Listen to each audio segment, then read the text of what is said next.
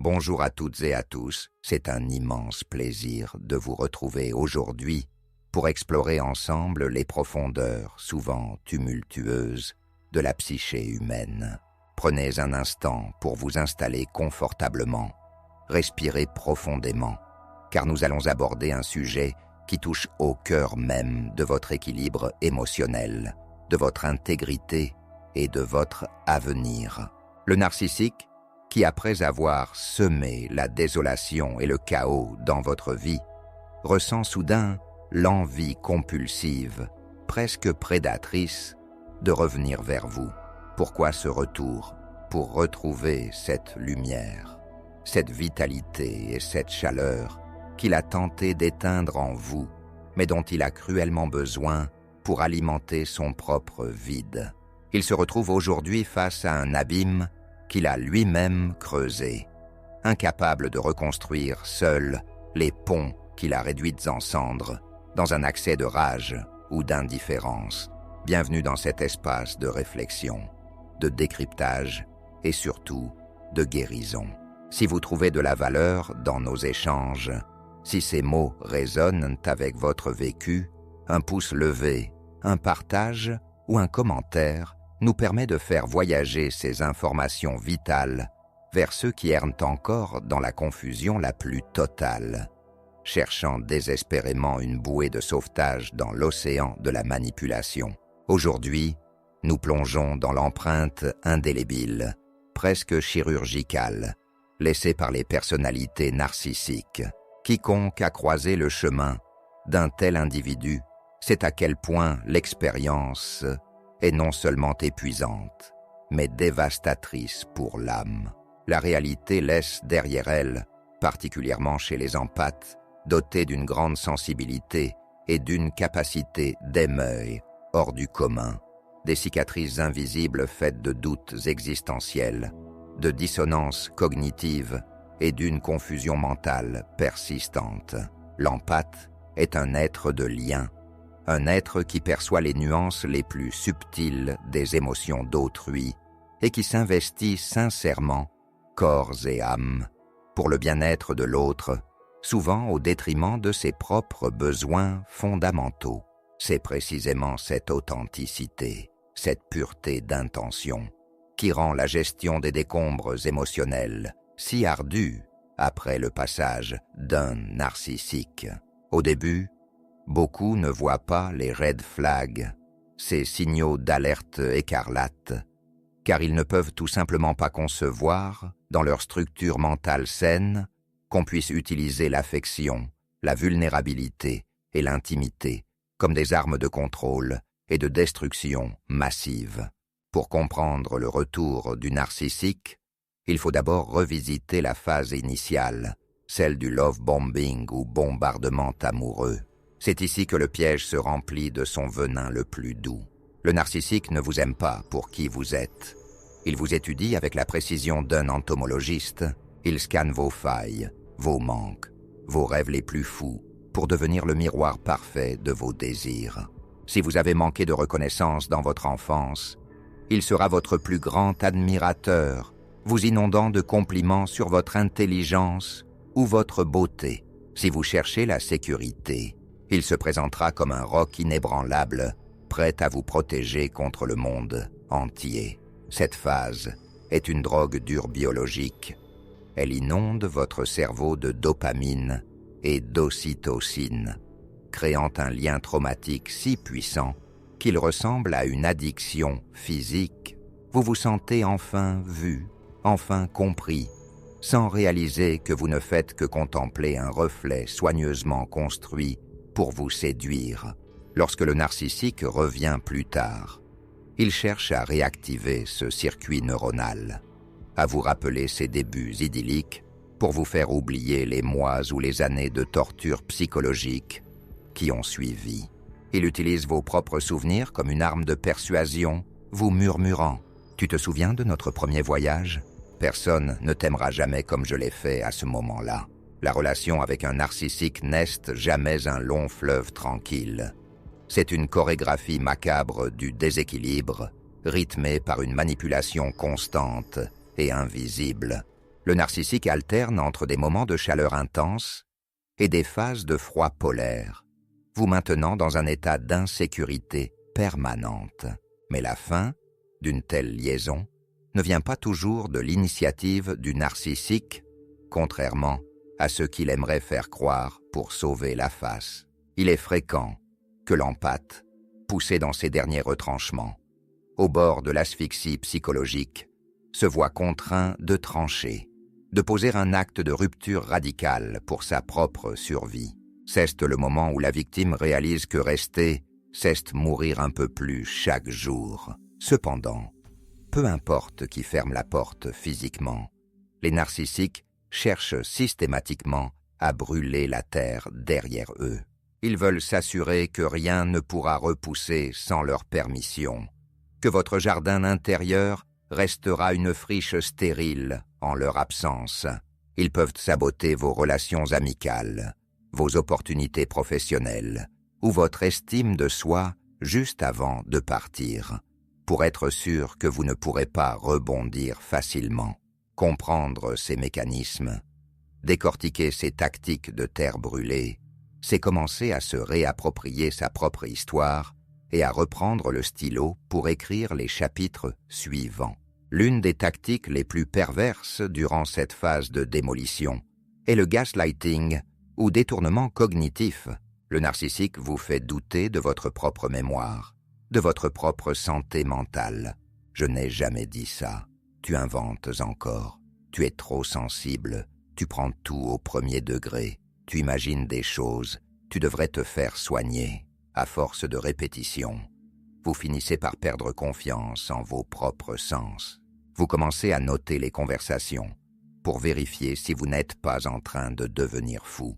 Vous devenez dépendant de sa version de la réalité pour valider la vôtre. C'est cette confusion qui rend le départ si difficile. Vous partez avec l'impression d'être celui ou celle qui a échoué, qui n'a pas su sauver la relation ou guérir l'autre. Le narcissique utilise cette culpabilité comme une laisse invisible pour vous ramener à lui dès qu'il en ressent le besoin. Il sait que votre sens des responsabilités est son meilleur allié. Lorsqu'un narcissique détruit un lien, il ne le fait pas avec la tristesse ou la mélancolie d'une séparation classique. Il le fait souvent avec une violence émotionnelle inouïe, un silence glacial qui dure des jours, une disparition soudaine sans un mot d'explication, le fameux ghosting, ou une rupture brutale, publique et humiliante. Ces comportements ne sont pas des signes de force, mais les révélateurs d'un vide intérieur abyssal que rien, ni personne, ne peut réellement combler. Prenons l'exemple de l'infidélité, si fréquente dans ces dynamiques. Pour le narcissique, ce n'est pas seulement une trahison de l'autre, c'est le reflet d'une perte de contrôle sur ses propres pulsions et d'un besoin maladif, presque biologique, de validation extérieure constante. Ils retombent inlassablement dans les mêmes schémas destructeurs, agissant de manière impulsive, comme des enfants gâtés et cruels, sans jamais mesurer l'impact dévastateur de leurs actes sur ceux qui les aiment sincèrement. Ces impulsions peuvent balayer en un instant un foyer sécurisant, une décennie de souvenirs et une confiance chèrement acquise, simplement pour le frisson d'une nouvelle proie ou d'une nouvelle source d'attention. Pour eux, le nouveau est synonyme de meilleur, car le nouveau ne connaît pas encore leurs mensonges. Imaginez la scène. Après une énième dispute où vous avez osé poser une limite, le narcissique disparaît. Il ne répond plus, bloque votre numéro et s'affiche le lendemain sur les réseaux sociaux avec une nouvelle personne, souriant, comme si vous n'aviez jamais existé. Cette triangulation est conçue pour vous briser, en introduisant une tierce personne, réelle ou imaginaire. Il crée une compétition malsaine. Il veut que vous vous demandiez « Qu'a-t-elle de plus que moi ? Pourquoi est-il gentil avec lui et cruel avec moi ?» La réponse est simple mais douloureuse. La nouvelle proie n'est pas mieux, elle est simplement neuve. Elle est une source d'approvisionnement fraîche, une page blanche sur laquelle il peut réécrire son mythe de partenaire idéal. Elle n'a pas encore démasqué le monstre derrière le masque. Elle est une batterie neuve pour son ego affamé, rien de plus. Le départ d'un narcissique est rarement empreint de dignité ou de respect mutuel. Il se termine souvent dans un fracas de cris, d'accusations injustes, de projections où il vous attribue ses propres fautes. S'il est infidèle, il vous accusera d'être paranoïaque ou de l'avoir poussé dans les bras d'un autre par votre froideur. S'il ment, il dira que c'est parce qu'il a peur de vos réactions. C'est le contraire absolu des séparations entre adultes matures, où malgré la douleur, un certain respect de l'histoire commune subsiste. Avec un narcissique, le chaos est la règle d'or, car le chaos est son élément naturel. Le désordre émotionnel qu'il crée chez vous lui donne l'illusion enivrante de la puissance. Si je peux te mettre dans cet état, si je peux te faire pleurer ou hurler de désespoir, c'est que j'ai encore un pouvoir total sur toi. Qu'il s'agisse de tromperie, de mensonges pathologiques ou de fuites lâches, ces actes expriment une incapacité chronique et pathologique à l'intimité réelle. Le narcissique ne cherche pas un partenaire, il cherche un miroir qui ne renverrait que son image magnifiée, et votre santé mentale n'est pour lui qu'une variable d'ajustement, un dommage collatéral, sans importance dans sa quête de gratification immédiate. Lorsqu'ils prennent ces décisions destructrices, ils sont souvent portés par une arrogance aveugle, convaincus que l'herbe sera plus verte ailleurs, que de nouvelles victimes seront plus dociles, plus admiratives ou plus riches. Ils gardent d'ailleurs souvent des sources de secours, des ex-partenaires ou des amis ambigus dans l'ombre pour ne jamais avoir à affronter le silence de la solitude. Pour eux, vous n'étiez pas une personne avec une âme, des rêves et des blessures, mais une fonction, la fonction de vous occuper d'eux, de les rassurer, de les nourrir émotionnellement. Cependant, cette indifférence affichée n'est qu'une façade de carton-pâte. Après quelques semaines ou mois de cette liberté illusoire, la réalité finit toujours par les rattraper. Ils réalisent l'ampleur de leur erreur tactique, non par empathie ou par regret de vous avoir fait souffrir, car l'empathie leur est étrangère, mais parce qu'ils ressentent physiquement le manque de votre approvisionnement narcissique. Vous étiez une source de haute qualité, stable, aimante, intelligente, peut-être même financièrement généreuse ou socialement valorisante. Les nouvelles sources s'avèrent souvent décevantes, superficielles ou tout aussi exigeantes qu'eux. Le narcissique commence alors à comparer.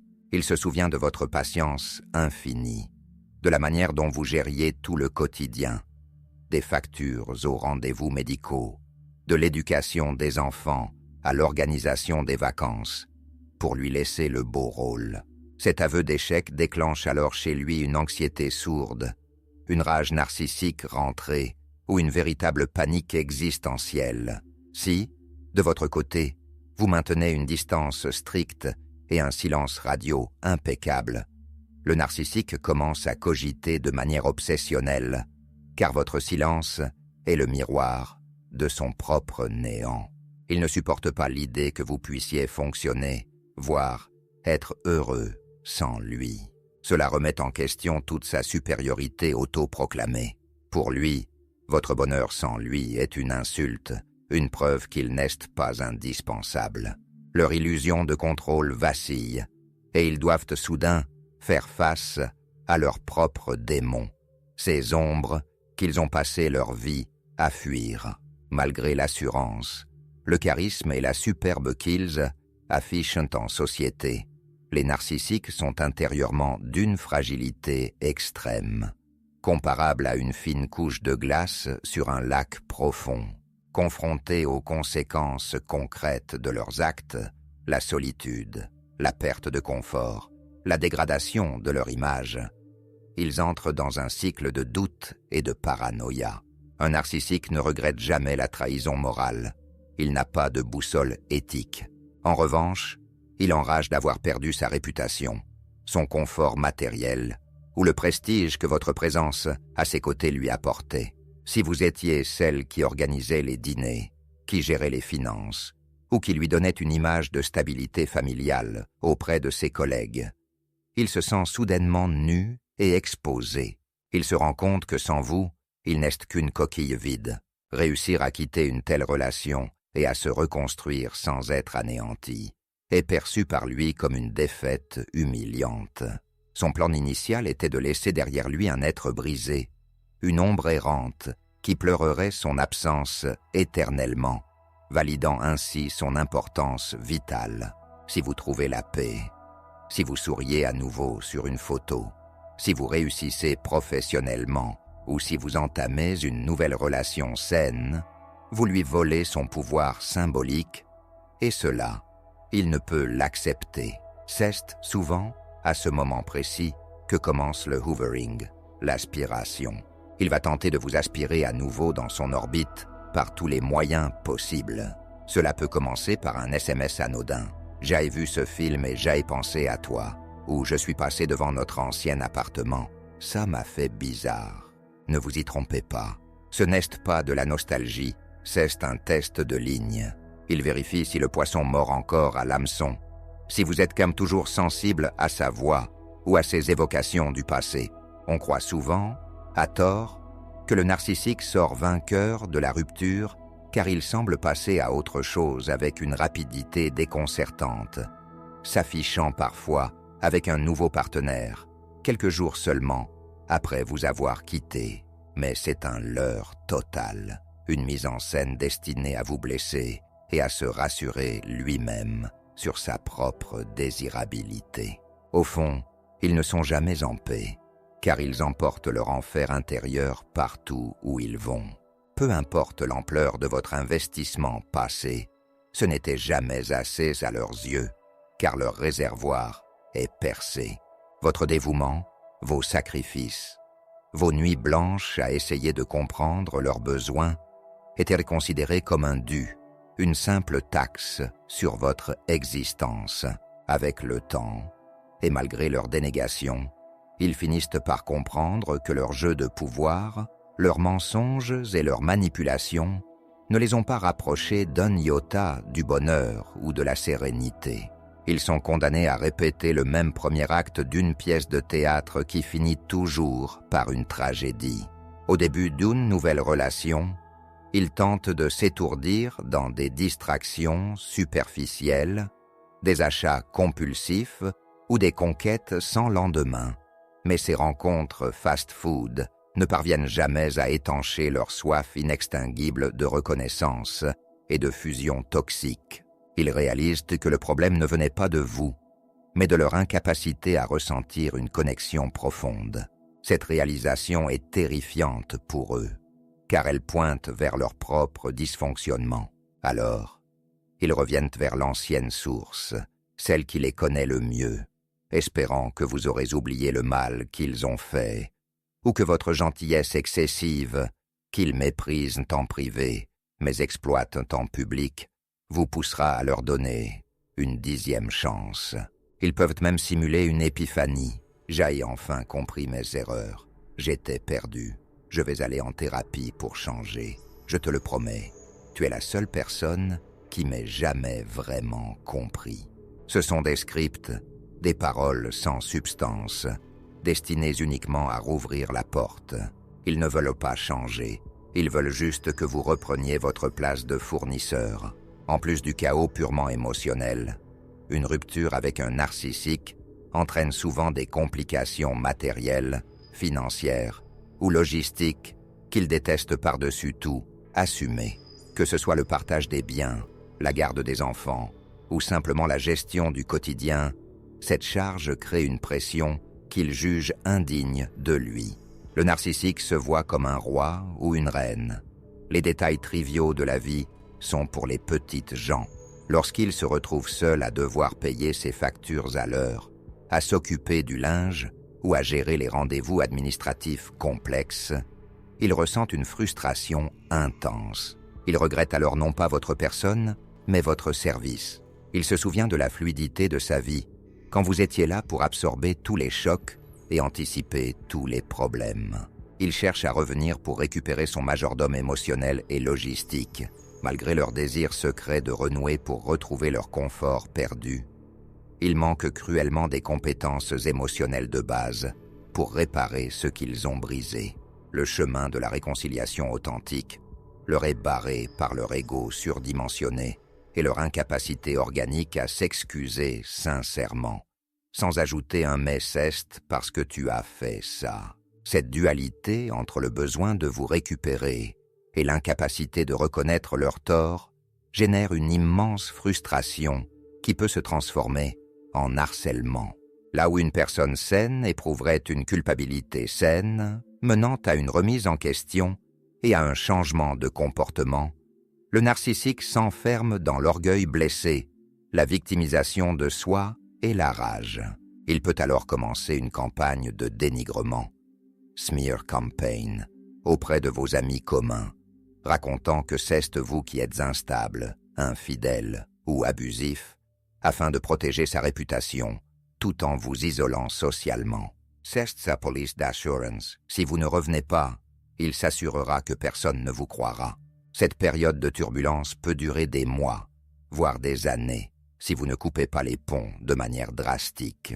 Pour vous, l'essentiel, le vital, est de ne pas vous laisser aspirer à nouveau dans ce tourbillon, se retirer totalement, bloquer les accès, ne plus demander de nouvelles, est un acte de légitime défense, pas un acte de méchanceté. Cet espace protégé, ce cordon sanitaire, vous permet enfin de laisser votre système nerveux, épuisé par des années d'alerte constante, s'apaiser loin de celui qui vous a trahi. Vous souffrez probablement d'un état de stress post-traumatique complexe, CPTSD. Votre corps a enregistré des années de micro-traumatisme. Le simple son d'une notification sur votre téléphone peut déclencher une accélération cardiaque, une sueur froide ou une envie de vomir. Il faut du temps pour que le cortisol redescende, pour que votre cerveau comprenne qu'il n'est plus en danger de mort imminente, que le prédateur est hors de la maison. Plus vos limites sont claires, fermes et inaccessibles, plus vous gagnez en stabilité interne. Pour le narcissique, cette distance est une insulte personnelle, une provocation insupportable. Chaque jour qui passe, sans une nouvelle de votre part, sans une réaction à ces provocations, augmente sa peur panique de vous voir évoluer définitivement vers une vie où il n'existe plus. Cette crainte peut le pousser à lancer des hameçons émotionnels de plus en plus sophistiqués. Par exemple, il peut utiliser des dates anniversaires, des souvenirs partagés, ou même passer par vos enfants si vous en avez. Il utilisera la culpabilité parentale. Les enfants souffrent de ton silence. Tu détruis la famille, alors que c'est lui qui crée l'instabilité par son comportement erratique.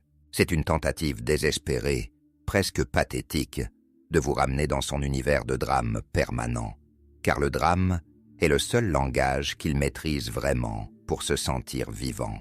S'ils sentent que vous leur échappez vraiment, qu'ils perdent leur emprise psychologique, ils peuvent utiliser des moyens beaucoup plus sournois et indirects. Par exemple, ignorer volontairement des messages administratifs ou juridiques importants pour vous forcer à les relancer, ou utiliser des singes volants, flying monkeys. Ces tiers sont souvent des amis communs ou des membres de la famille que le narcissique a manipulés pour qu'il croie sa version des faits. Ils viendront vers vous en disant « Il est vraiment mal, il a beaucoup changé, tu devrais lui parler » ou « On fait tous des erreurs, la vie est courte, pardonne-lui ». Ces personnes, souvent de bonne foi, mais ignorantes de la réalité de l'abus narcissique, deviennent les instruments de votre torture. Il est parfois nécessaire de s'éloigner aussi de ces singes volants pour préserver sa propre santé mentale. C'est un deuil supplémentaire, celui d'un cercle social, mais c'est le prix de la liberté et de la paix intérieure. Une méthode particulièrement perverse consiste à laisser intentionnellement des objets personnels chez vous, ou à garder les vôtres pour maintenir un lien matériel et vous forcer à une interaction future. J'haïs encore ton vieux pull, je te le dépose quand? ou il me reste des papiers importants à toi. On se voit pour en discuter. C'est une technique de maintien de lien, hoovering matériel. Les narcissiques ne voient pas l'autre comme un sujet indépendant, mais comme une extension d'eux-mêmes, une propriété. Durant la séparation, ils vous observent souvent de très près via le numérique, créant parfois de faux profils pour épier vos moindres faits et gestes sur Instagram ou Facebook. Ils veulent en savoir si vous pleurez, si vous sortez, avec qui vous parlez, non par affection, mais par un désir de contrôle territorial. Ils veulent s'assurer que vous n'avez pas trouvé mieux qu'eux, ce qui serait l'ultime affront à leur ego démesuré.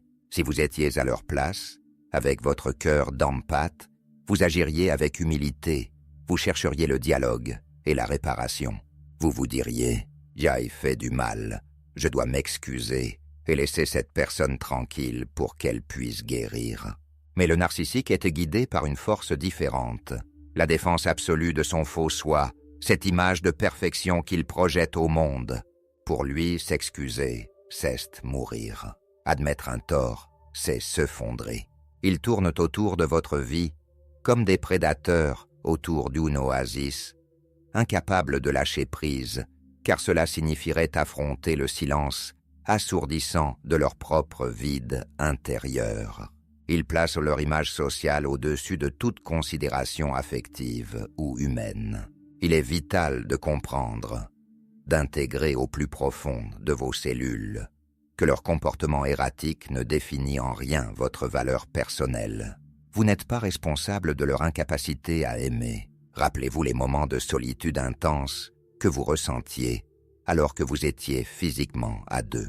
Ce sentiment d'être invisible, d'être un simple figurant dans le film de leur vie, une extension de leurs besoins.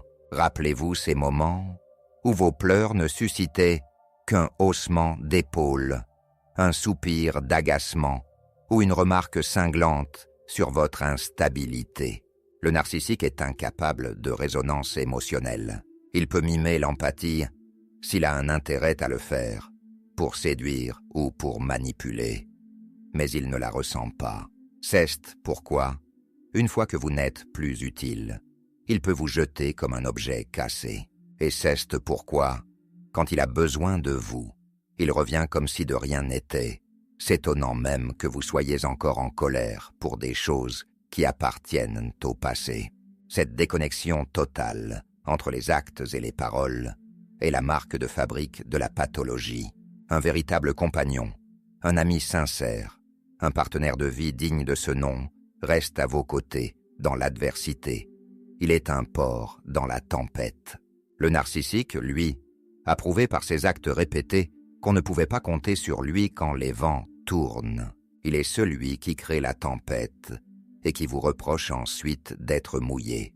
Il vous reprochera votre dépression, votre anxiété, votre manque de libido, alors que ces états sont les conséquences directes de son abus psychologique.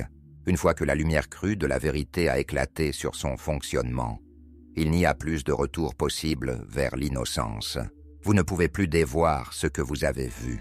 Leur manière de gérer les séparations, par le conflit, la fuite, la triangulation ou la manipulation, montre qu'ils sont structurellement étrangers à toute forme de communication saine.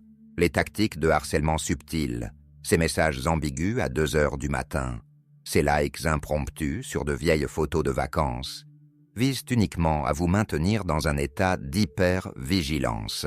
Ils veulent occuper de l'espace dans votre esprit, même s'ils ne sont plus dans votre lit. Démasquer cette dynamique est le tournant décisif pour votre reconstruction, en comprenant qu'une personne agissant de la sorte n'a tout simplement plus sa place dans votre périmètre de sécurité. Vous commencez à ériger des remparts infranchissables. Pour votre nouvelle vie, celle qui commence après l'emprise, 2 piliers sont essentiels et non négociables. Le premier est le no-contact strict. Ce n'est pas un jeu de silence pour le faire revenir ou pour le punir. C'est une barrière de protection pour votre santé mentale. Ne répondez pas aux provocations. Ne cherchez pas à vous justifier. Chaque mot que vous lui envoyez est une munition qu'il utilisera contre vous. Le narcissique redouble souvent d'efforts quand il sent que vous guérissez vraiment. Il peut simuler une maladie grave, un accident, ou même menacer de se faire du mal pour provoquer une réaction de sauvetage chez vous. C'est le chantage au suicide ou à la détresse. Restez ferme. S'il est vraiment en danger, ce sont les services d'urgence qu'il doit appeler, pas son ex qui l'a maltraité. Le second axe est de renforcer votre indépendance émotionnelle. Après avoir passé tant de temps à anticiper les humeurs de l'autre, à marcher sur des œufs pour éviter une crise, il est normal de se sentir perdu. Vous avez peut-être oublié ce que vous aimez manger, quelle musique vous préférez, quels sont vos propres projets de carrière. Le narcissique a colonisé votre esprit, remplaçant vos désirs par les siens. C'est le moment de briser ces chaînes. Quels étaient vos rêves avant de le rencontrer? L'expression créative est un remède puissant. Écrivez votre histoire. Peignez, dansez. Sortez cette douleur de votre corps. Entourez-vous de personnes qui ne vous demandent rien d'autre que d'être vous-même, sans jugement. Si l'anxiété persiste, si les flashbacks vous empêchent de dormir, n'ayez aucune honte à solliciter une aide professionnelle. Un thérapeute spécialisé dans les traumatismes complexes vous aidera à comprendre que vous avez été victime d'un viol psychique et que la guérison demande de la patience et de l'autocompassion. Pardonnez-vous d'être resté si longtemps. On ne peut pas reprocher à quelqu'un d'avoir eu trop d'espoir, trop de patience ou trop d'amour. Le narcissique a exploité vos plus belles qualités, votre loyauté, votre empathie, votre résilience, pour les retourner contre vous. Ce n'est pas votre faute si vous avez cru en ces mensonges. Il est un professionnel de la tromperie. Soyez immensément fiers d'avoir eu le courage de dire stop, de poser cette limite ultime, le silence, que le narcissique craint plus que tout car il le renvoie à son propre néant, est pour vous un sanctuaire. Dans ce calme retrouvé, vous pourrez enfin entendre votre propre voix intérieure, celle que vous aviez étouffée pour lui plaire. La résilience, ce n'est pas seulement survivre à l'abus, c'est utiliser le terreau de cette épreuve pour s'épanouir d'une manière nouvelle et plus consciente. Vous êtes comme une forêt après un incendie. Le sol est riche, débarrassé des parasites, et vous allez repousser plus fort avec une connaissance profonde de la nature humaine que peu possèdent. Ne laissez jamais la culpabilité vous paralyser. Le gaslighting a pour but de vous faire croire que vous êtes le problème, que vous êtes difficile à aimer. C'est une projection pure et simple. Le narcissique ne peut pas porter sa propre honte, son propre sentiment d'infériorité. Alors il vous les donne comme un cadeau empoisonné. Rendez-lui sa honte. Elle ne vous appartient pas. Votre sensibilité est une force, une boussole, à condition de l'entourer désormais de frontières solides. La guérison n'est jamais linéaire. Il y aura des jours de victoire où vous vous sentirez invincible et des jours de rechute mélancolique où vous douterez de tout. C'est le processus naturel de deuil d'une illusion. Ce n'est pas l'homme ou la femme réelle que vous regrettez, car cette personne était cruelle, mais le personnage de conte de fées qu'il a joué au début. En acceptant que ce personnage était une fiction totale, vous brisez le dernier lien émotionnel. Pensez à votre vie comme à un jardin précieux. Vous avez changé les serrures, nettoyé les débris du chaos passé. Bientôt, ce jardin sera luxuriant, rempli de fleurs que vous aurez choisies. Vous choisirez désormais avec une vigilance bienveillante qui mérite de s'y asseoir et de partager votre nectar. Le narcissique, fidèle à sa pathologie, finira par trouver une autre proie, ce qui confirmera son incapacité tragique à être seul avec lui-même. Vous, en revanche, avez quitté la scène de son théâtre d'ombres. Vous êtes l'unique auteur de votre vie, le seul metteur en scène de votre destin. C'est une liberté immense, bien que parfois vertigineuse au début. Le karma finit toujours par faire son œuvre. Celui qui sème la manipulation récolte la solitude et l'amertume, quel que soit le nombre de façades brillantes qu'il affiche sur les réseaux sociaux. Ne cherchez pas la vengeance. Votre bonheur, votre paix et votre indifférence totale sont la plus grande et la plus noble des victoires. Pour conclure ce moment d'échange et de reconstruction, voici quelques ancres de réalité pour votre chemin quotidien. Premièrement, votre silence est votre armure la plus puissante. Chaque fois que vous ne répondez pas à un message provocateur ou à une tentative de séduction, vous récupérez un morceau de votre âme et de votre dignité. Le narcissique se nourrit de vos réactions, qu'elles soient de l'amour, de la colère ou de la haine. L'indifférence est son seul véritable poison, car elle signifie qu'il n'existe plus pour vous.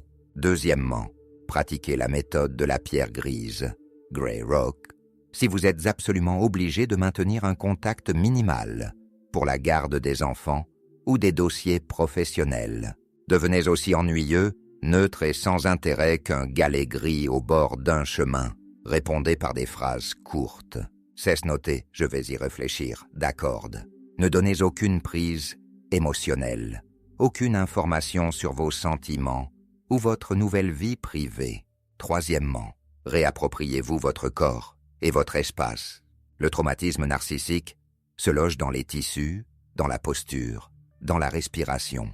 Le yoga, la marche consciente en forêt, la danse libre ou même des massages thérapeutiques peuvent aider à libérer les tensions accumulées pendant des années de stress chronique.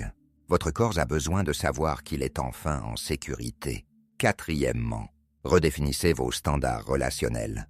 Désormais, vous avez acquis une vision thermique pour identifier les prédateurs. Utilisez cette expérience douloureuse comme une superpuissance pour ne plus jamais laisser entrer quelqu'un qui ne respecte pas vos limites dès le premier jour. Apprenez à écouter votre intuition, ce petit signal dans votre ventre qui vous disait que quelque chose ne tournait pas rond dès le début. L'amour véritable ne fait pas mal, il ne manipule pas, il ne joue pas avec vos nerfs et il ne nécessite pas de sacrifier votre identité. J'espère que ces mots, ces exemples et ces réflexions vous apporteront la clarté nécessaire pour avancer.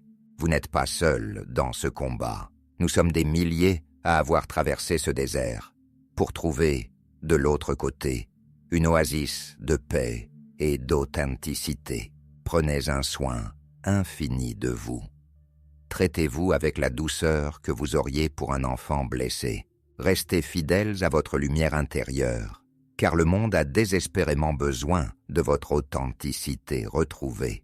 La manipulation a perdu la partie le jour exact où vous avez décidé de vous choisir, de vous respecter et de vous aimer enfin. Je vous dis à très bientôt pour la suite de ce voyage vers la liberté absolue et la joie retrouvée. Protégez votre paix, elle est votre bien le plus précieux.